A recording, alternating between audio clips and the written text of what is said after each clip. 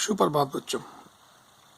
आज हम भूगोल के अंतर्गत अगला टॉपिक पढ़ेंगे, डेमोग्राफिक ट्रांजिशन, जनसांख्यिकीय परिवर्तन। इसके अंतर्गत हम देशों को अलग अलग भाग में बांट देते हैं। जहाँ पर जनसंख्या ज़्यादा बढ़ती है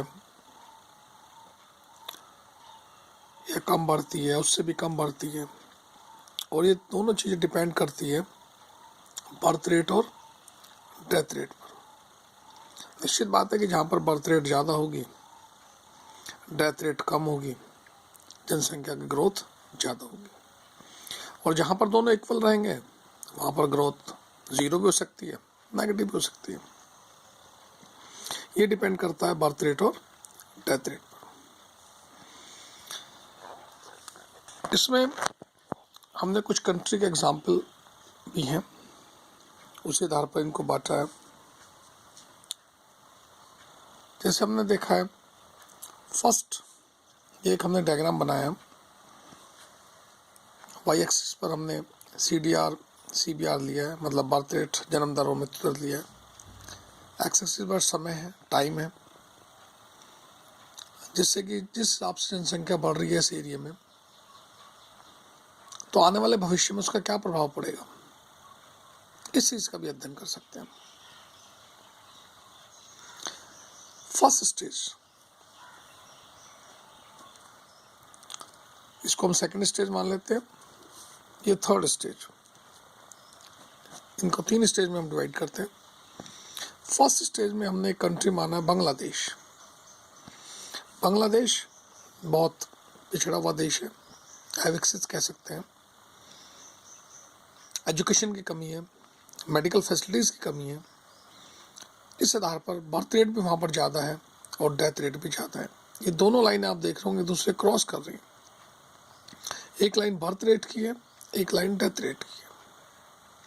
तो ऐसे देश में जहाँ पर हाई बर्थ रेट होगा, हाई डेथ रेट होगा, तो ग्रोथ ज़ीरो होगी, क्योंकि जितने जन्म ले रहे हैं उतने मर जा रहे हैं, तो ग्रोथ रेट ना के बराबर रहेगी।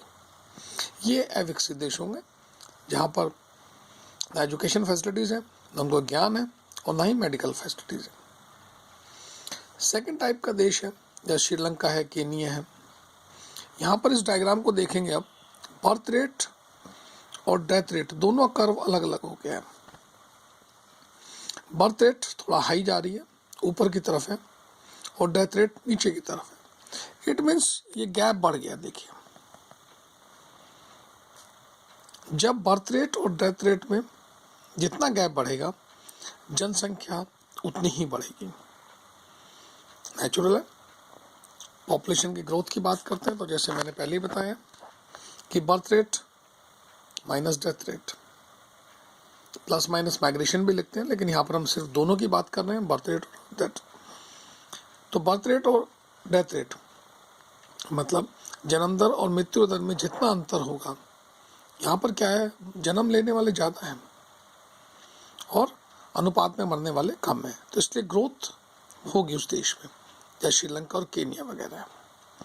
इसीलिए यहाँ पर कंडीशन में क्या होगा, सेकंड स्टेज पर आप देख सकते हैं, यहाँ पर हाई बर्थ रेट है, लेकिन बर्थ रेट के मुकाबले अगर ये ग्राफ देखेंगे, लाइन देखेंगे, ये नीचे है, तो यहाँ पर लो बर्थ रेट होगा और ग्रोथ जो होगी वो हाई होगी।